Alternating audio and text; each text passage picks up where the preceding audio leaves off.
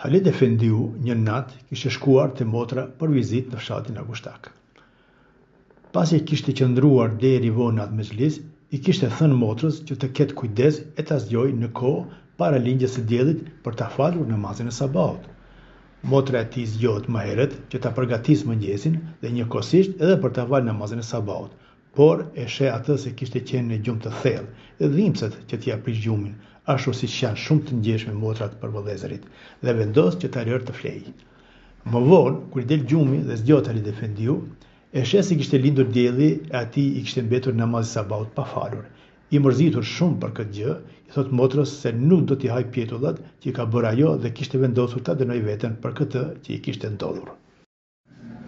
I zbadh këpucët, e bën jetë me agjeru atë ditë dhe niset në këmbë ashtu, këmbë zbathur për në shkup, si dënim kundër vetvetes. I thot vetes: Halid, edhe njëherë provoje fli deri pas lindjes së diellit, do ta shikosh se herën tjetër edhe më keq kam për të ta bërë.